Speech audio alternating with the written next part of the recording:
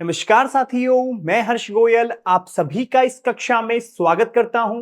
पिछली कक्षा में हमने उदाहरण 4 से उदाहरण 6 को हल किया था और इस कक्षा में हम प्रश्नावली 7.2 के प्रश्न नंबर 1 से 3 तक हल करेंगे। तो चलिए बच्चों स्टार्ट करते हैं प्रश्नावली 7.2 का प्रश्न नंबर 1। तो क्या दिया गया है आपके पास, एक समद्विबाहु त्रिभुज ABC जिसमें AB बराबर AC है। तो आपके पास एक समद्विबाहु त्रिभुज दिया गया है और आपसे कहा है कि AB बराबर AC है। कोण B और कोण C के समद्विभाजक परस्पर बिंदु O पर प्रतिच्छेद करते हैं। क्लियर। और क्या दिया हुआ है, A और O को जोड़िए और फिर दर्शाइए कि OB बराबर होगा OC के। तो देखिए किस प्रकार हम इसको हल करेंगे। तो हल करने से पहले तो हमें बनाना होगा चित्र कि भाई जो भी इसने बोला है उसका चित्र हम किस प्रकार बना सकते हैं। तो देखिए आपके पास एक समद्विबाहु त्रिभुज बनाना है जिसमें AB बराबर AC होगा। तो मान लीजिए कि ये आपका क्या हो गया, एक समद्विबाहु त्रिभुज हो गया। ठीक है, ये हो गया A, ये हो गया B और ये हो गया आपका C, जिसमें आपका AB बराबर है AC के। और क्या दिया हुआ है, कोण B और कोण C के समद्विभाजक परस्पर बिंदु O पर प्रतिच्छेद करते हैं। मतलब आपके पास ये जो कोण B है और एक जो कोण C है, इनके जो क्या होंगे, इनके क्या करेंगे, समद्विभाजक प्रतिच्छेद करेंगे O बिंदु पर। तो देखिए हमने क्या लिया, इस कोण का समद्विभाजक लिया और हमने इस कोण का भी क्या लिया, समद्विभाजक लिया। और ये कहां हमारे कर रहे हैं, O बिंदु पर क्या कर रहे हैं, ये प्रतिच्छेद कर रहे हैं। फिर कह रहा है A और O को जोड़िए। तो हमने A और O को जोड़ दिया। ठीक है, समझ में आया चित्र किस प्रकार बनाया है। एक त्रिभुज लिया समद्विबाहु जिसमें AB बराबर AC के था। फिर हमने B और C कोण का समद्विभाजक लिया जो कि हमारा O बिंदु पर प्रतिच्छेद करता है। फिर हमने AO को जोड़ दिया। अब देखिए आपसे सिद्ध करवा रहा है कि OB बराबर होगा OC के। OB कहां है, ये वाली रेखा, OC है ये वाली रेखा। किस प्रकार हम इन्हें बराबर सिद्ध कर सकते हैं। तो सबसे पहले तो आप ये देखिए, क्या देखना है आपको कि AB आपका AC के बराबर दिया गया है। क्लियर बात, सही, समद्विबाहु त्रिभुज है तो AB बराबर होगा AC के।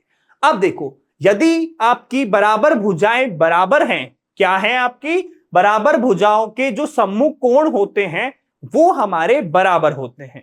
तो बराबर भुजाएं कौन सी हो गई, AB बराबर AC। इसका मतलब क्या होगा, इसके जो सम्मुख कोण होंगे, कोण B बराबर कोण C होगा। क्लियर, हमें पता है कि समद्विबाहु त्रिभुज की बराबर भुजाओं के सम्मुख कोण बराबर होते हैं। तो देखिए ये आपका जो कोण B है ये आपके कोण C के बराबर हो गया। लेकिन आप देखो जो आपका कोण B है ये समद्विभाजित हो रहा है, मतलब ऊपर ये जो कोण है वो नीचे वाले कोण के बराबर होगा। सेम ऐसे ही यहां पर ये कोण इस नीचे वाले कोण के बराबर होगा। ठीक है बात। तो यदि हम इन दोनों कोणों का आधा आधा करें, यानी कि आधा आधा यदि मैंने इन दोनों कोणों का कर दिया तो क्या हो जाएगा, आधा करने का मतलब क्या है, ये आधा वाला कोण और ये भी नीचे वाला कोण। क्लियर। अब देखिए मैं मान लेता हूं कि जो नीचे वाला कोण है इसको मैंने कोण 1 नाम धर दिया और इस वाले कोण को मैंने कोण 2 नाम धर दिया। रख सकते हैं भाई, इस वाले को तो कोण 1 रख दिया और इस वाले को हमने कोण 2 रख दिया। अब देखिए क्या हो रहा है, कोण जो आपका B था उसका जैसे ही मैं आधा करूंगा ये मेरा इस वाले कोण के बराबर होगा, मतलब कोण 1 के बराबर होगा। और ये जो आधा करेंगे C को, ये हमारा कोण 2 के बराबर होगा।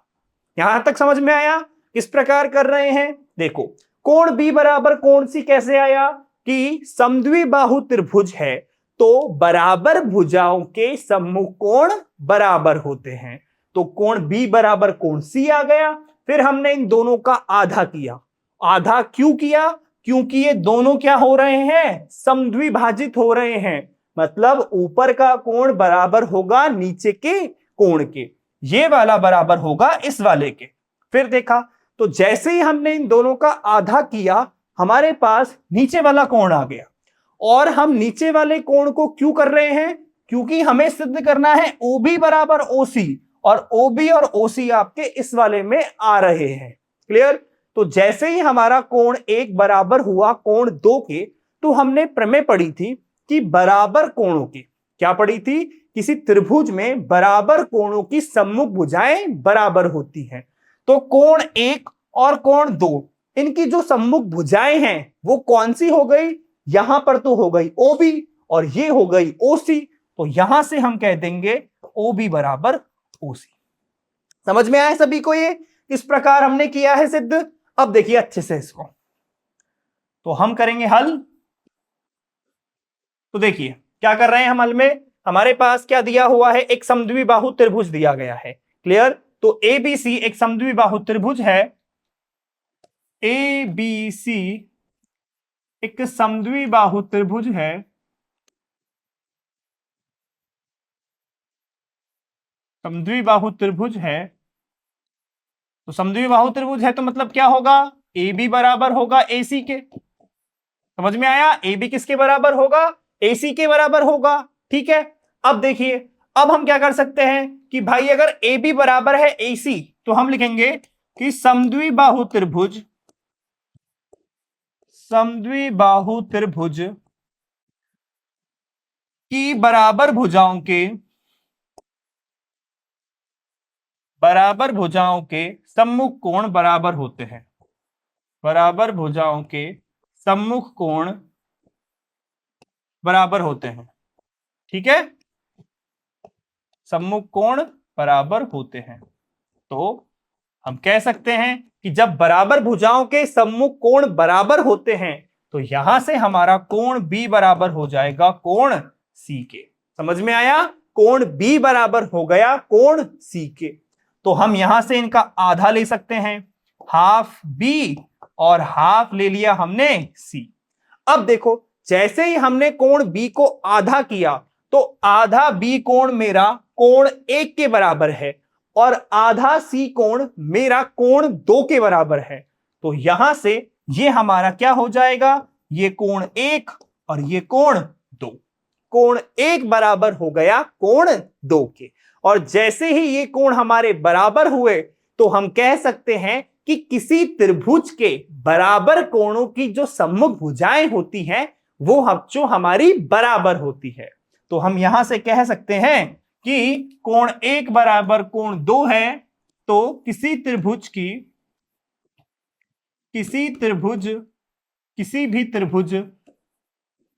के बराबर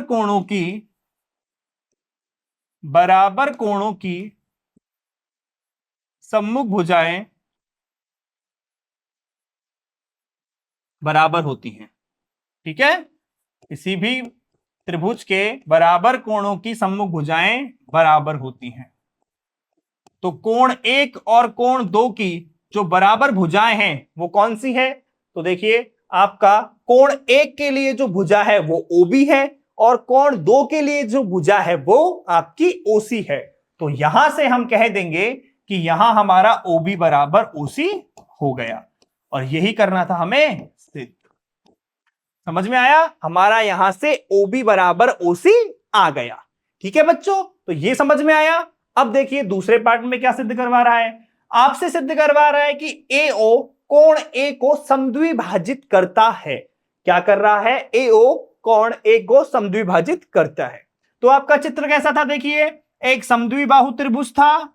ठीक है, और ये हो गया A, ये हो गया B, ये हो गया C। फिर B का समद्विभाजक और C का समद्विभाजक O बिंदु पर, और यहां से हमने OA को मिला दिया। इस तरह का आपका चित्र था। भाई AB बराबर है AC के, ये आपको दिया गया है। क्लियर? अब आपसे क्या पूछवा रहा है कि जो AO है, ये हमारा कोण A को समद्विभाजित करता है। ये जो कोण A है, इसको बराबर भागों में बांटता है। तो कैसे सिद्ध करेंगे? देखिए क्या कर सकते हैं हम। तो सबसे पहले क्या करते हैं, देखो, ये आपका AO है, इस कोण को 2 बराबर भागों में बांटना है, ये हमें सिद्ध करना है। तो देखो, एक कोण हमें ये मिल रहा है, एक कोण हमें ये मिल रहा है। ये वाला जो कोण है वो इस त्रिभुज में है, ये वाला जो कोण है वो इस त्रिभुज में है। तो हम क्या कर सकते हैं? तो हम दो त्रिभुज लेते हैं। कौन कौन से त्रिभुज? एक तो लेते हैं ओ A B, O A B, व दूसरा त्रिभुज लेते हैं ओ ए सी। और हम कोशिश कर रहे हैं कि हम इन दोनों त्रिभुजों को यदि सर्वांग सम सिद्ध कर दे, क्या कर दे? यदि हम इन दोनों त्रिभुजों को सर्वांग सम सिद्ध कर दे तो हम सीपीसीटी से क्या करेंगे? सीपीसीटी से संगत भाग बराबर कर देंगे। इसका मतलब क्या होगा? सीपीसीटी से ये दोनों कोण हमारे बराबर हो जाएंगे। और जैसे ही हमारे ये दोनों कोण बराबर हुए, इसका मतलब एओ क्या हो जाएगा? समद्विभाजक हो जाएगा। भाई यही तो कह रहे हैं कि एओ कोण ए को समद्विभाजित करता है। तो यदि एओ कोण ए को समद्विभाजित करता है तो ये कोण हमारा इस कोण के बराबर होगा। और हम यही क्या कर रहे हैं? सिद्ध कर रहे हैं। कैसे? इन दोनों त्रिभुजों को सर्वांग सम सिद्ध करके फिर सीपीसीटी लगा के इन दोनों कोणों को आपस में बराबर कर देंगे। तो देखिए, अब हमने इन दोनों त्रिभुजों में लिया है, हमें करना है इनको सर्वांग सम। तो कैसे किया जाए? एक त्रिभुज आपके पास ये है, एक आपके पास ये है, ये दोनों कोण बराबर हैं, बी बराबर सी, और ऊपर वाला कोण भी बराबर है। तो सोचो थोड़ा क्या कर सकते हैं। देखो, ये जो कोण है और ये जो कोण है ये आपस में बराबर हैं। बिल्कुल सही बात है, क्योंकि बी का समद्विभाजक है और सी भी समद्विभाजित हो रहा है, तो ये कोण बराबर होगा उस कोण के। क्लियर? ठीक है। और क्या कर सकते हैं? देखिए, हम एक तो कोण हो गया, और हम कह सकते हैं कि ओ ए बराबर ओ बी है। क्या है हमारे पास? ओ ए बराबर है, क्या सिद्ध किया था? ओ बी बराबर ओ सी है। हमने ये पहले में सिद्ध किया है, ओ बी बराबर ओ सी है। और क्या कर सकते हैं? देखिए, ए बी बराबर ए सी है, तो हमारे पास दो भुजाएं और एक कोण आ गया। तो देखिए, हम कह सकते हैं कि त्रिभुज ओ ए बी में ए बी बराबर ए सी है, ये हमें दिया है। ठीक है। और क्या कह सकते हैं? जो हमारे पास कोण है, कौन सा? ओ बी ए, कोण ओ बी ए, ये हमारा किसके बराबर है? ये कोण ओ सी ए के बराबर है। ठीक है। और इसका रीजन क्या है? क्योंकि ऑब्वियसली बी और सी का जो समद्विभाजक है वो ओ पर प्रतिच्छेद कर रहा है। तो अब चाहो तो यहां दिया है लिख सकते हो, नहीं तो हम लिख सकते हैं, यहां पे क्या लिख सकते हैं कि हम लिख सकते हैं कि हमारा जो बी है, बी का समद्विभाजक और सी का समद्विभाजक ओ पर प्रतिच्छेद करता है। तो बी व सी का समद्विभाजक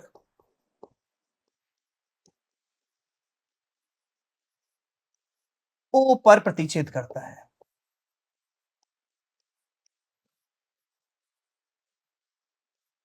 ठीक है। अब देखो, एक आपकी भुजा हो गई, एक आपका कोण हो गया, और एक भुजा ले रहे हैं हम ओ बी बराबर ओ सी। ये कहां से ले रहे हैं? ओ बी बराबर ओ सी, ये हमने पहले में सिद्ध किया हुआ है, तो मैं लिख देता हूं एक से। ठीक है, पहले में हमने सिद्ध किया है ओ बी बराबर ओ सी। तो अब देखो, दो भुजाएं एक कोण, तो अतः ऐसे है सर्वांग समता कसौटी से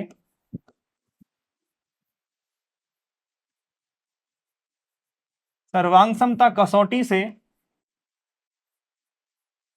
हम कह सकते हैं, क्या कह सकते हैं? ऐसे है सर्वांग समता कसौटी से हम कह सकते हैं कि जो हमारे त्रिभुज होंगे, कौन कौन से त्रिभुज?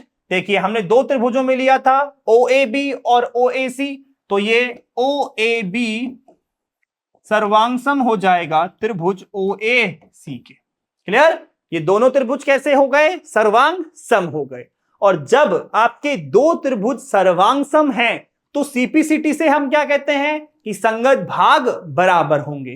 तो सीपीसीटी से क्या कह सकते हैं? सीपीसीटी से कि ओ ए बी और ओ ए सी दोनों त्रिभुज आपके सर्वांग सम हैं, तो इनके संगत भाग बराबर होंगे, और हमें चाहिए थे कोण बराबर। तो क्या कर सकते हैं? देखिए, आपका जो ओ ए बी कोण है वो आपके ओ ए सी कोण के बराबर आ जाएगा।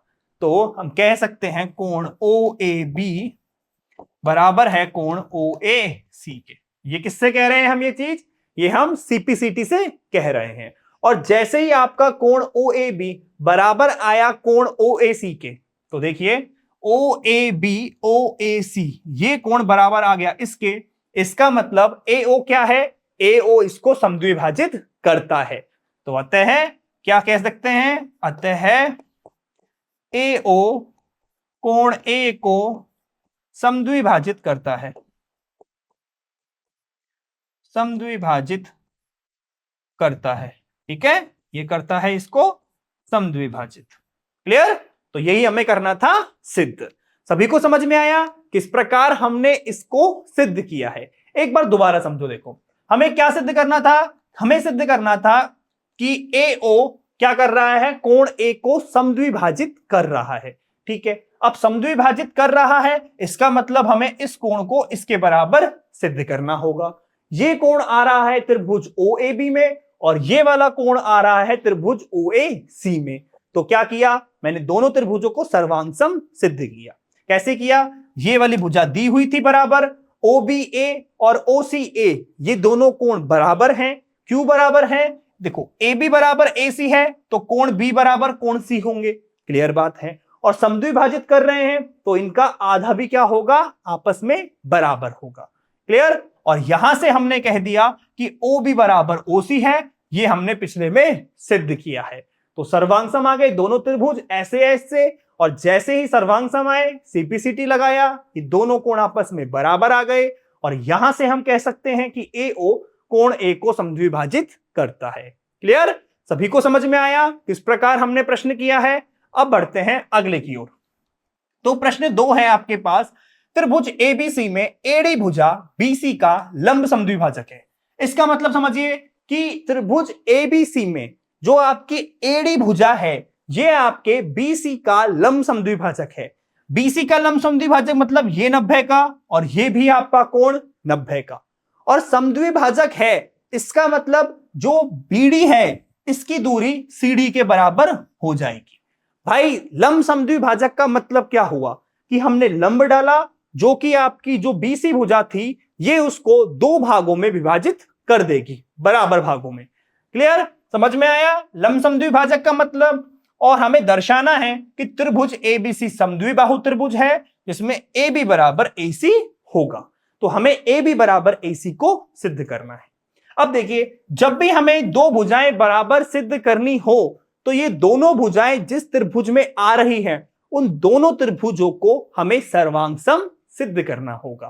अर्थात हमें ABD और त्रिभुज ACD इसको सर्वांग सम सिद्ध करना होगा। ठीक है, तो करते हैं। देखिए, त्रिभुज ABD व त्रिभुज ACD में, देखिए दोनों त्रिभुजों में बात करते हैं तो क्या क्या हम यूज कर सकते हैं? देखो, या तो SAS या फिर ASA या AAS। देखते हैं चलो क्या क्या है इसमें। एक तो देखिए, ये कोण 90 है, ये कोण 90 है, तो कोण तो हमें सबसे पहले दिख रहा है कि ADB बराबर होगा कोण ADC के। तो पहले तो हमें कोण दिख गया कि कोण ADB बराबर है कोण ADC के, और इसका कारण क्या है कि दोनों के दोनों कोण हमारे 90 डिग्री के हैं। तो देखिए, ADB जो कोण है वो बराबर हो गया कोण ADC के, क्योंकि दोनों किसके हैं, 90 डिग्री के हैं। और देखते हैं, चलो हम कह सकते हैं कि हमारी ये जो भुजा है BD, ये हमारी भुजा CD के बराबर होगी। और क्यों बराबर होगी? क्योंकि हमारा AD भुजा BC का लंब समद्विभाजक है।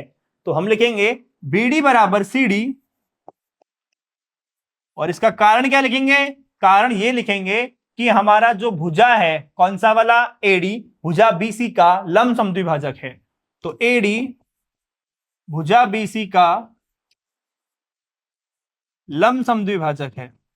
ठीक है, लंब समद्विभाजक है, इसलिए हम कह सकते हैं कि BD बराबर होगा CD के। तो देखो, ये तो हो गया आपका A कोण, ये हो गया आपका भुजा। अब क्या देखते हैं कुछ, या तो हम भुजा देखेंगे या फिर हम कोण देखेंगे। देखिए, आपने ये कोण देख लिया है, क्लियर। आपने क्या देख लिया है, BD देख लिया है। और क्या देख सकते हैं? तो देखिए, ये जो AD भुजा है ये आपके त्रिभुज ADB में भी है और इस वाले त्रिभुज में भी है। देखो, इस त्रिभुज में और इस त्रिभुज में, दोनों में आपकी AD भुजा है। तो एडी भुजा कैसी हो गई? उभयनिष्ठ हो गई। तो हम लिख सकते हैं यहां पर एडी बराबर एडी उभयनिष्ठ भुजा। ठीक है, एडी बराबर एडी उभयनिष्ठ भुजा। ठीक है, तो देखो एस ए और ये भी हो गया एस, तो कौन सा नियम लगा? ऐसे एस सर्वांग समता कसौटी। तो हम कह सकते हैं अतः ऐसे एस सर्वांग समता कसौटी से, अतः ऐसे एस सर्वांग समता कसौटी से क्या कहते हैं कि ये जो दोनों त्रिभुज है ये हमारे सर्वांगसम होंगी। तो त्रिभुज एबीडी सर्वांगसम होगा त्रिभुज एसीडी के। एबीडी सर्वांगसम होगा त्रिभुज एसीडी के। और जैसे ही ये दोनों त्रिभुज सर्वांगसम हुए, अब हम क्या कह सकते हैं? अब हम लगा सकते हैं सीपीसीटी नियम। तो अतः सीपीसीटी से, और सीपीसीटी क्या है कि यदि दो त्रिभुज सर्वांगसम है तो उनके संगत भाग बराबर होते हैं। तो सीपीसीटी से हम कह सकते हैं कि जब ये दोनों त्रिभुज आपस में सर्वांगसम है तो इनकी संगत भुजाएं बराबर होंगी। इसका मतलब ए बी बराबर होगा एसी के। क्लियर? ए बी किसके बराबर होगा? एसी के। क्यों? दोनों त्रिभुज सर्वांगसम है तो हम सीपीसीटी का यूज कर सकते हैं। इन दोनों की संगत भुजाएं बराबर होंगी। संगत भुजाएं कौन सी हो गई? ए बी और ए सी। तो अतः ए बी बराबर होगा ए सी के। और जैसे ही ए बी बराबर ए सी हुआ, इसका मतलब अतः जो त्रिभुज है आपका ए बी सी एक समद्विबाहु त्रिभुज है।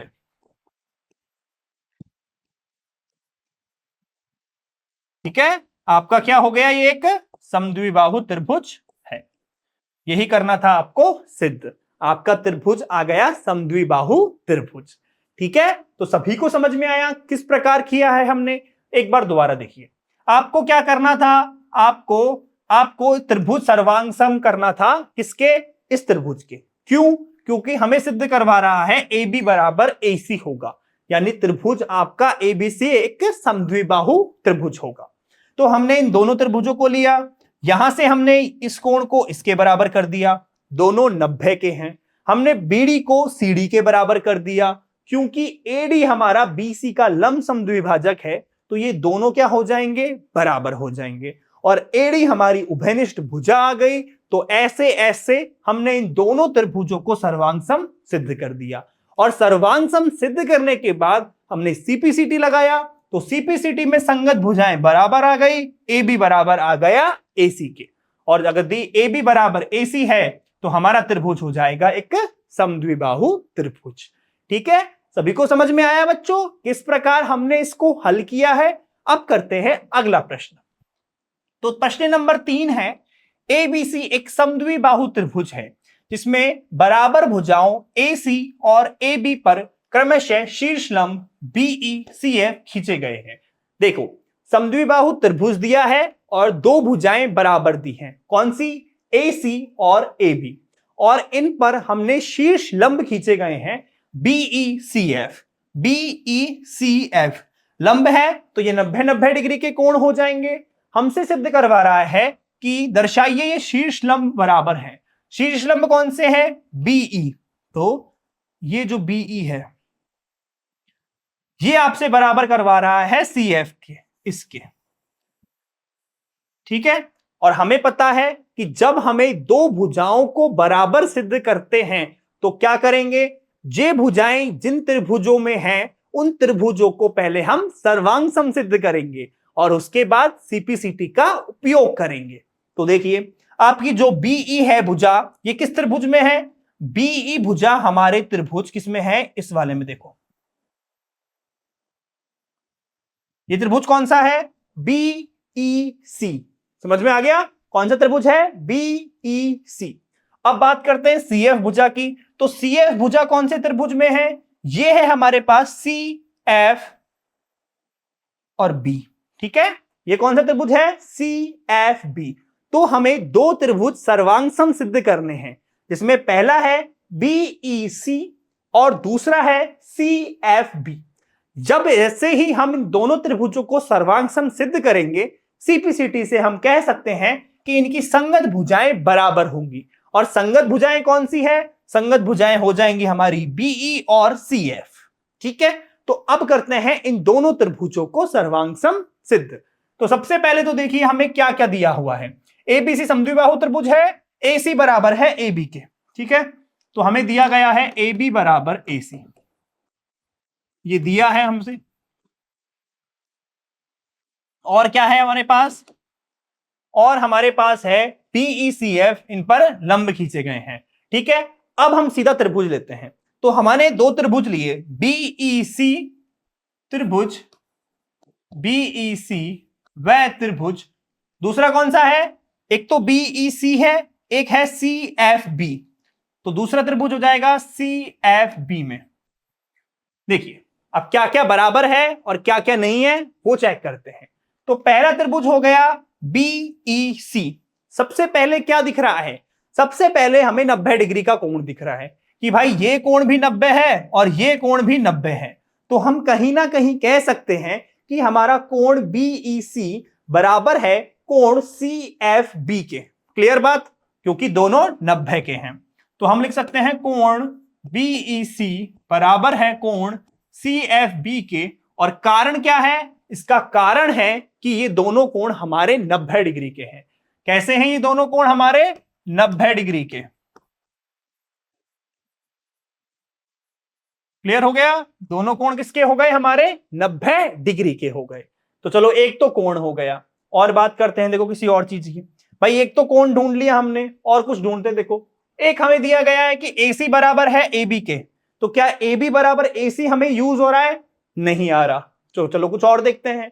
एक चीज देखो, ये जो BC भुजा है, कौन सी? ये जो BC भुजा है, ये आपके BEC में भी आ रही है, ये आपके CFB में भी आ रही है। तो ये जो BC भुजा है ये कैसी भुजा है बच्चों? ये हमारी उभयनिष्ठ भुजा है। तो हम कह सकते हैं कि हमारा यहां BC बराबर है CB के, और ये कैसी है? हमारी उभयनिष्ठ भुजा है। कैसी आ गई? ये उभयनिष्ठ भुजा आ गई। दो तो, एक तो भुजा मिल गई और एक कोण मिल गया। और देखते हैं, देखिए एक हमें दिया गया है AB बराबर AC। क्या दिया हुआ है हमें? AB बराबर AC। अब आप बताओ, जब हमें AB बराबर AC दिया गया है तो समद्विबाहु त्रिभुज भी है, तो समद्विबाहु त्रिभुज की बराबर भुजाओं के बराबर कोण, सम्मुख कोण बराबर होते हैं। क्या बताया है हमने? कि समद्विबाहु त्रिभुज की बराबर भुजाओं के सम्मुख कोण बराबर होते हैं।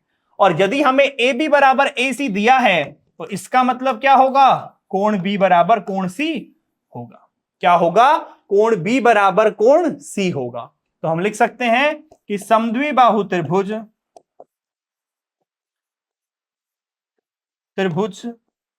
की बराबर भुजाओं के सम्मुख कोण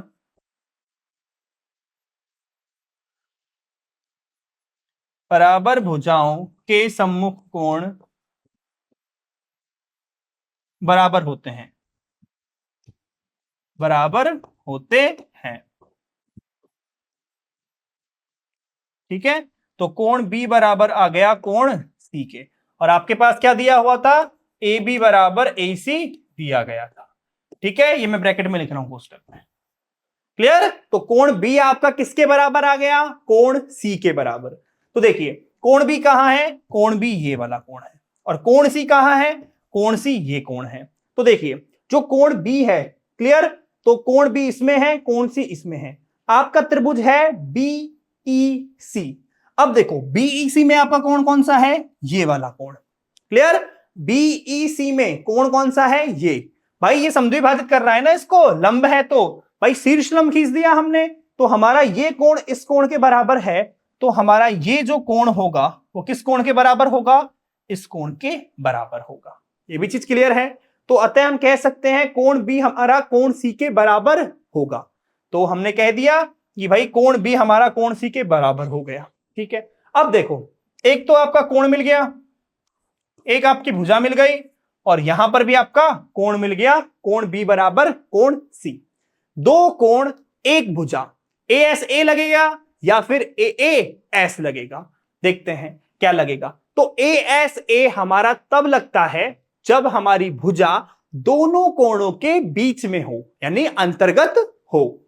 तो देखिए, एक आपके पास कोण है E, ये कोण है, और एक कोण है आपके पास B, और ये जो भुजा है कौन सी, BE, आनी चाहिए थी, लेकिन आपकी कौन सी भुजा आ रही है, हम ले रहे हैं BC, यानी कि हमारी जो भुजा है वो इन दोनों कोणों के अंतर्गत नहीं है। तो कौन सा नियम हम लगाएंगे, असर्वांग समता नियम। तो यहां हम लिख सकते हैं, देखो आप कोण का भी नाम लिख सकते हो कि EBC बराबर है FCB के। क्लियर? तो यहां हमने कोण का नाम ले लिया। तो कैसे कर दिया, देखिए यहां हम कह सकते हैं कि कोण कौन सा है, देखो ये B के लिए कौन सा कोण हो जाएगा, EBC। कोण EBC बराबर है कोण किसके बराबर है, ये बराबर हो जाएगा कोण C के लिए हम कह सकते हैं FCB। तो अतः AAS सर्वांग समता कसौटी से, AAS सर्वांग समता कसौटी से क्या हो जाएगा, आपका त्रिभुज कौन सा वाला, हमने दो त्रिभुज लिए थे, एक लिया था हमने BEC और एक लिया था CFB। तो त्रिभुज BEC सर्वांगसम हो गया, कौन से त्रिभुज के हो गया, CFB के हो गया। और जैसे ही ये दोनों त्रिभुज सर्वांगसम हुए, हम लगा सकते हैं अतः CPCT से क्या हो जाएगा, इनके जो सम्मुख भुजाएं हैं और सम्मुख कोण हैं वो आपस में बराबर हो जाएंगे। तो इसका मतलब BEC में आपकी जो BE भुजा है और त्रिभुज CFB में ये जो CF भुजा है, ये दोनों कैसी हो जाएंगी, आपस में बराबर हो जाएंगी। तो हम लिख सकते हैं BE बराबर होगा CF के, BE बराबर होगा CF के। ठीक है, BE आपका बराबर हो गया CF के, तो BE बराबर CF हो गया। तो हम कह सकते हैं, क्या सिद्ध करवा रहा था हमसे सिद्ध करवा रहा था कि दर्शाइए कि शीर्ष बराबर है, शीर्षलंब बराबर है। तो हम क्या कह सकते हैं, अर्थात शीर्षलंब BE व CF बराबर है। ठीक है, तो हम कह सकते हैं यहां पर अतः शीर्षलंब BE व CF बराबर है। हो गया सिद्ध? तो सभी को समझ में आया किस प्रकार हमने इसे सिद्ध किया है। ठीक है, एक बार दोबारा समझो। देखो क्या था प्रश्न आपका, आपके प्रश्न में दिया हुआ था एक समद्विबाहु त्रिभुज जिसमें आपकी AB बराबर है AC की। हमने क्या किया, BE और CF ये हमारे शीर्षलंब थे और सिद्ध करवा रहा है कि ये जो BE व CF है ये आपस में बराबर हैं। तो BE व CF को बराबर करने के लिए हमें क्या करना होगा, सबसे पहले तो ये दोनों भुजाएं जिस त्रिभुज में आ रही हैं उन दोनों त्रिभुजों को सर्वांगसम सिद्ध करना है। तो हमने त्रिभुज लिया BEC व CFB। ठीक है, ये त्रिभुज हमने दोनों ले लिए। फिर हमने देखा कि ये जो कोण है वो इस कोण के बराबर है, क्योंकि दोनों कोण 90 डिग्री के हैं, तो ये आपस में बराबर आ गए। और क्या बराबर किया हमने कि जो BC भुजा है ये दोनों त्रिभुजों में आ रही है, इसका मतलब ये जो BC भुजा है ये आपकी उभयनिष्ठ भुजा हो गई। और देखिए एक हमें दिया गया था कि AB बराबर है AC के, क्या है, AB बराबर है AC के। तो यहां से सम्मुख क्या हो जाएगा कि आपकी जो बराबर भुजाओं के सम्मुख कोण हैं वो बराबर हो जाएंगे। तो कोण B बराबर हो जाएगा कोण C के। तो यदि कोण B बराबर कोण C है तो ये कोण भी आपस में बराबर हो गए। तो यहां से हमने इस कोण को भी बराबर कर दिया और हमारा कौन सा लग गया, AAS लग गया, क्योंकि ये जो BC भुजा है वो इन दोनों कोणों के बीच की भुजा नहीं है। तो अतः AAS सर्वांग समता कसौटी से हमने इन दोनों त्रिभुजों को कर दिया आपस में सर्वांगसम। जैसे ही ये सर्वांगसम हुए हम CPCT लगा सकते हैं और CPCT से हमने कहा है कि इनकी संगत भुजाएं बराबर होंगी, यानी कि हमारा BE CF के बराबर आ गया और यही करना था हमें सिद्ध। तो हमने दोनों त्रिभुज लिया, ये वाला 90 डिग्री का कोण उभयनिष्ठ भुजा, ए बी बराबर ए सी है तो कोण बी बराबर कोण सी होगा, जिससे हम कह सकते हैं कि ईबीसी बराबर होगा एफसीबी के। एएएस से ये सर्वांग सम हो गए, सीपीसीटी से बीई बराबर सीएफ आ गया। ठीक है बच्चों, तो सबको समझ में आया हमने किस प्रकार इस प्रश्न को हल किया है। तो आज का भाग करते हैं हम यहीं पर समाप्त। इस भाग में हमने प्रश्नावली 7.2 के प्रश्न नंबर 1 से 3 तक हल किए। इसके आगे के प्रश्नों को हम अगले भाग में हल करेंगे। तो मैं आशा करता हूं आप सभी को मेरी कक्षा अच्छी लगी होगी। मिलते हैं अगली कक्षा में, तब तक के लिए पढ़ते रहिए, बाय।